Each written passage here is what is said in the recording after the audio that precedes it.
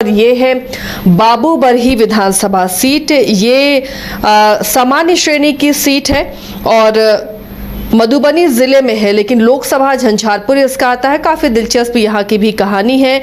फिलहाल तो जेडीयू का यहाँ कब्जा है, लेकिन क्या ये जो कब्जा जेडीयू का है इतना आसान इस बार नजर आ रहा है? क्योंकि दोनों खेमे इंटैक्ट हैं, तो वोटों का बिखराव इस बार नहीं होगा। रंजन जी, अगर बाबू बरही को स्कैन करते हैं तो क्या इसका इतिहास रहा है, रिकॉर्ड क्या रहे इस सीट के?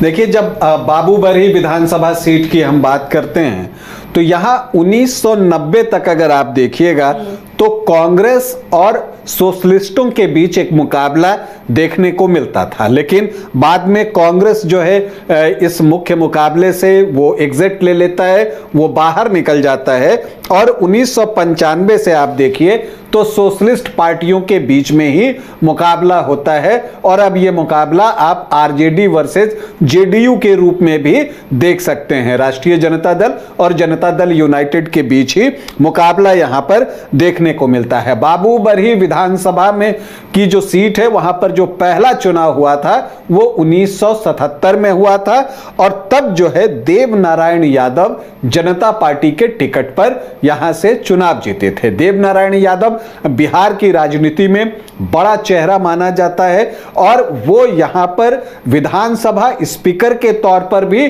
काम कर चुके हैं। इतना ही नहीं, जब श्री कृष्ण बाबू की पहली कैबिनेट बनी थी उसमें भी वो मंत्री थे, उस कैबिनेट का वो हिस्सा थे और उस समय भले ही बाबू बरही विधानसभा क्षेत्र जो है वो नहीं था और तब लदनिया विधानसभा क्षेत्र था और उसी से जो है चुनाव लड़ते थे आपको देव नारायण यादव।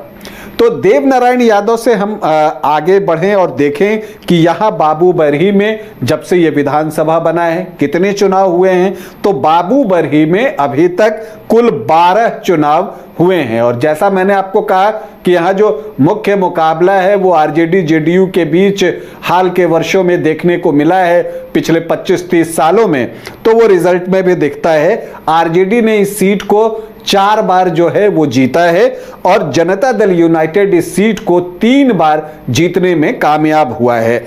जनता दल भी 2 बार इस सीट पर सफल रहा है, तो कांग्रेस को सिर्फ 2 बार यहां से सफलता मिली है और वो भी जो उनको सफलता मिली है वो 1980 और 85 में ही मिली थी। उसके बाद से कांग्रेस इस सीट पर सफल नहीं हो सका है। जनता पार्टी भी एक बार यहां से चुनाव जीती है। अगर हम व्यक्तिगत उम्मीदवारों की बात करें जिन्होंने बाबू बरही से सबसे ज्यादा बार सफलता अर्जित की है, तो देव नारायण यादव ने यहां से 4 बार चुनाव जीता है और उमाकांत यादव ने यहां से 3 बार जो है वो जीत हासिल की है।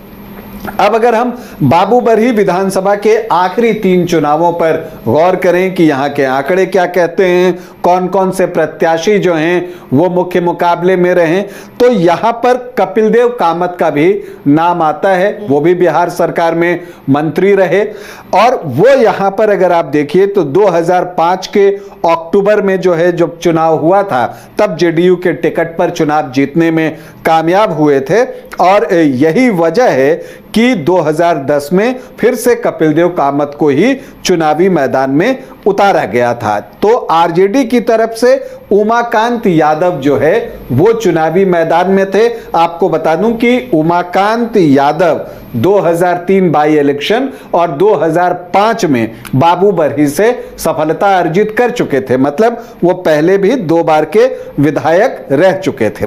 तो जब 2010 में यहां पर चुनाव होता है तो उमाकांत यादव और कपिल देव कामत जो है आमने सामने होते हैं और यहां से कांग्रेस भी अपना उम्मीदवार जो है उतारता है। राजकुमार महासेठ जो है वो कांग्रेस प्रत्याशी थे। तो जो मुकाबला होता है उसमें कपिल देव कामत को आते हैं 46,859 वोट, मतलब कि 36.68% वोट और उमाकांत यादव को आता है 51,772 वोट, मतलब कि 40.53% वोट और कांग्रेस के राजकुमार महासेठ 12,667 वोट लाने में कामयाब होते हैं, 9.92% वोट। तो एक ट्रायंगुलर फाइट यहां पर हुई थी जिसमें उमाकांत यादव 4,913 वोटों से चुनाव जीतते हैं और बाबू बरही में लालटेन जलता है। फिर 2015 यहां पर महागठबंधन हो चुका था। जेडीयू, आरजेडी, कांग्रेस एक साथ चुनाव लड़ रहे थे। सिटिंग सीट थी आरजेडी की, लेकिन जेडीयू ने यह सीट छोड़ी नहीं, उसने ये सीट गठबंधन में हासिल की सीट शेयरिंग के तहत और कपिल देव कामत को फिर से चुनावी मैदान में उतार दिया। एलजेपी ने विनोद कुमार सिंह को अपना प्रत्याशी बनाया तो उमाकांत यादव टिकट कटने से सिटिंग विधायक होने के बावजूद वो बागी बन गए और उन्होंने समाजवादी पार्टी की साइकिल की सवारी कर ली 2015 में। अब उस वक्त क्या कुछ होता है, फिर से एक ट्रायंगुलर फाइट। ट्रायंगुलर फाइट किस तरह की होती है? कपिल देव कामत को आते हैं 61,486 वोट, मतलब कि 37.67% वोट। जो एलजेपी के विनोद कुमार सिंह थे उनको आए 41,219 वोट, मतलब कि 25.25% वोट। और उमाकांत यादव जो समाजवादी पार्टी के टिकट पर चुनाव लड़ रहे थे उनको आए 27,153 वोट, मतलब कि 16.63% वोट। और इस ट्रायंगुलर फाइट में जीत मिली जेडीयू के कपिल देव कामत को, जिन्होंने की 20,267 वोटों से जीत हासिल की। बाद में वो नीतीश सरकार में मंत्री भी बने। फिर 2020 का चुनाव आता है, उससे पहले ही कपिल देव कामत की तबीयत भी खराब हो गई थी और अब बाद में उनका निधन भी हो गया। उनकी बहू को जो है यहां से चुनावी मैदान में जनता दल यूनाइटेड ने टिकट दिया और मीना कुमारी जो उनकी बहू हैं वो चुनावी मैदान में उतरती हैं। उनको आप मीना कुमारी कह लीजिए, मीना कामत भी लोग कहते हैं। आरजेडी इस बार फिर से चुनाव भी मैदान में उतरा और उमाकांत यादव जो कि पिछली बार साइकिल की सवारी कर रहे थे, इस बार लालटेन लेकर बालू बरही में खड़े थे। एलजेपी ने अमरनाथ प्रसाद को चुनावी मैदान में उतार दिया, जहां पर भी जेडीयू के कैंडिडेट थे। एलजेपी 2020 में अपना प्रत्याशी दे ही रहा था और आरएलएसपी ने भी महेंद्र प्रसाद सिंह को चुनावी मैदान में उतारा। वो कोयरी जाति से थे तो वो भी जेडीयू का खेल खराब करने के इरादे से ही चुनावी मैदान में थे। लेकिन इन सब के बावजूद मीना कुमारी जो है वो जीत हासिल करती हैं। इसमें एक उनका तो एक क्षेत्र का काम जो है उनके ससुर का वो तो था ही, लेकिन उनके निधन से जो एक सिंपैथी वोट था वो भी उनको मिला और वो 77,367 वोट लाने में कामयाब हुई, 40.4% वोट। और उमाकांत यादव को आए 65,879 वोट। और जो महेंद्र प्रसाद सिंह आरएलएसपी के कैंडिडेट थे उपेंद्र कुशवाहा की पार्टी से, वो लेकर आते हैं 11,759 वोट, मतलब कि 6.1% वोट। और अमरनाथ जो कि एलजेपी से चुनाव लड़ रहे थे उनको आए 9,818 वोट, मतलब कि 5.1%। लेकिन इस बार तो एनडीए इंटैक्ट है, तो ये कहा जाए कि ये सारे वोट फिर शिफ्ट हो जाएंगे एक साथ, तो ये बम्पर जीत होगी। वो सारे वोट एक तरफ शिफ्ट होते हैं। आमतौर पर ऐसा कभी नहीं होता कि 100% वोट की शिफ्टिंग होती है, लेकिन एक बड़ा अमाउंट जो है वो ट्रांसफर जरूर होता है। और अगर ऐसा होता है तो मीना कुमारी जो पिछली बार 11,488 वोट से जीती, इतने के बावजूद जो एलजेपी और आरएलएसपी दोनों के कैंडिडेट थे, बावजूद इसके, तो फिर वो एक जो है आपको अपना दावा मजबूती से पेश कर सकती हैं। लेकिन एक बात और भी है, जो पिछली बार सिंपैथी वोट उनके पास था वो इस बार नहीं होगा, क्योंकि इस बार उनके काम का मूल्यांकन भी क्षेत्र की जनता करती है। तो वो क्या करती है, उनका काम कैसा रहा है, इस पर भी बहुत कुछ निर्भर करेगा। और इस पर भी निर्भर करेगा कि आरजेडी से कैंडिडेट कौन होगा। आरजेडी के लिए जो पिछला चुनाव लड़े थे उमाकांत यादव, उनकी एक उम्र भी हो गई है, तो क्या आरजेडी फिर उन्हीं को टिकट देता है? क्योंकि आप इस बात से तो इनकार नहीं कर सकते कि उमाकांत यादव का जो है वो क्षेत्र में एक पकड़ है, तभी तो समाजवादी पार्टी के टिकट पर भी वो 27,000 से ज्यादा वोट ले गए, 16.5 16% से ज्यादा वोट। तो अब अगर उनको कन्विंस करके ही किसी और को टिकट दिया जा सकता है, हालांकि वो भी क्षेत्र में सक्रिय हैं, लेकिन कई और उम्मीदवार भी हैं जो कि आरजेडी से प्रयास कर रहे हैं कि उनको टिकट मिले। उसमें अगर आप देखिए तो उमाकांत यादव तो पहली चॉइस आरजेडी के होंगे ही, फिर उनसे बात करके विपिन यादव हैं, एक वो प्रदेश सचिव भी आरजेडी के हैं, तो वो एक दावा जो है यहां पर ठोक सकते हैं। एक कल्पना सिंह हैं, वो चुनाव लड़ने के लिए भी जोर लगा रही हैं और क्षेत्र का भ्रमण कर रही हैं। और आरजेडी की ही एक और हैं, कलुआही से जिला परिषद से हैं, वो तेजस्वी यादव की जो माई बहन मान योजना है उसकी बड़ी चर्चा करती हैं, तारीफ करती हैं, लोगों से मिलती हैं, वो भी जो है दावा यहां से ठोक रही हैं। तो ये 3-4 जो हैं प्रमुख दावेदार हैं। इसके अलावा भी कई हैं जो कि लगातार प्रयास कर रहे हैं। वैसे प्रयास तो जेडीयू की तरफ से भी और बीजेपी के लोग भी कर रहे हैं, वासुदेव कुशवाहा हैं, रणधीर खन्ना हैं, कोशिश वो भी कर रहे हैं। लेकिन मुझे लगता है कि चूंकि मीना कुमारी ने अभी तक सिर्फ एक बार चुनाव लड़ा, उसमें जीत हासिल की, तो ऐसा लगता है कि उनको एक बार फिर से जो है टिकट जरूर दिया जाएगा। और ऐसी परिस्थिति में मीना कुमारी वर्सेस किसका मुकाबला होता है, ये देखना जो है वो दिलचस्प होगा। रंजन जी, ये तो जनरल सीट है, लेकिन यहाँ के जातीय समीकरण किसको फेवर करते हुए दिखते हैं?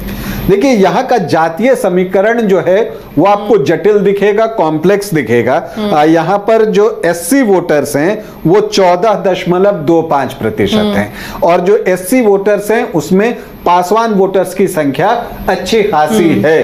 तो ऐसे में एलजेपी का अगर सहयोग मिलता है जेडीयू को, तो वैसी परिस्थिति में उनको जो है दलित वोटों का एक बड़ा हिस्सा मिल सकता है। यहां पर मुस्लिम वोटर्स की संख्या भी अच्छी है, डबल डिजिट में है, 11.3%, और यादव यहां पर 20 से 22% हैं। तो एक जो एमओआई का इक्वेशन बनता है, तो एमओआई फैक्टर यहां पर प्ले में आता है, और यही वजह है कि बाबू बरही में आरजेडी अब तक 4 बार चुनाव जीतने में कामयाब हुआ है। तो वो अगर आप जोड़ते हैं तो वो लगभग जो है एक अच्छा चंक बन जाता है 32 से 33% का। अब लेकिन इसके जवाब में जेडीयू ने भी यहां से 3 बार चुनाव जीता है, तो उसके भी अपने समीकरण हैं।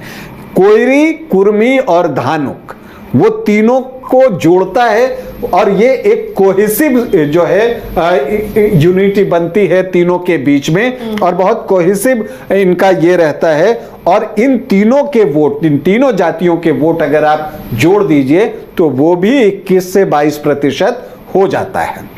तो ये एक चीज जो है वो देखने को मिलती है। ब्राह्मण यहाँ अच्छी संख्या में हैं, यहाँ से ब्राह्मण कई विधायक भी बने हैं पहले, तो 8 से 9% जो हैं यहाँ पर ब्राह्मण वोटर्स की संख्या भी है। राजपूत और भूमिहार की संख्या बहुत ज्यादा नहीं है, लेकिन अगर सामान्य जाति के वोटर्स को अगर आप जोड़ें तो वो 10 से 12% के आसपास जो है वो आता है। वैश्य 5.5 से 6% हैं। अति पिछड़ी जातियां बाबू बरही में महत्वपूर्ण होती हैं, लेकिन मल्लाह वोटर भी 4 से 5% यहां पर हैं।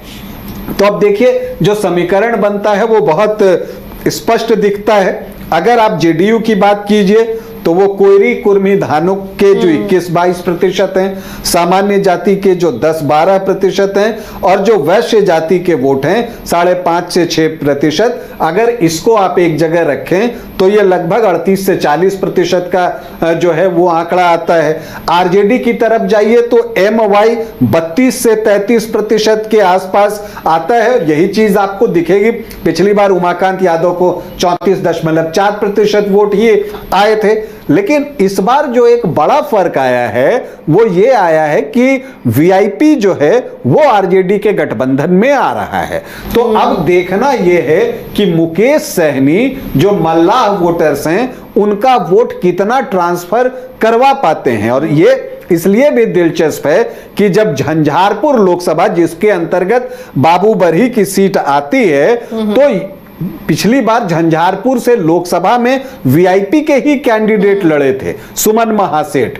तो अब यहां पर वो कितना कन्वर्ट करवा पाते हैं उस पर बहुत कुछ निर्भर करेगा, क्योंकि अगर आप मल्लाह के 4-5% जोड़ दीजिए यहां पर, तो ये आंकड़ा भी आपको 36 से 38% के आसपास पहुंच जाता है। तो ऑलमोस्ट जो दोनों गठबंधन है बिल्कुल आमने सामने खड़ा हो जाता है। तो ऐसे में जो दलित वोटर्स हैं और जो अति पिछड़ी जातियां हैं उनके वोटर्स जो है वो आपको निर्णायक साबित होंगे। लेकिन यहां एक समीकरण और बन सकता है, अगर चूंकि यहां पर जो लोकसभा का चुनाव हुआ तो सुमन कुमार महासेठ जो है वीआईपी के प्रत्याशी थे।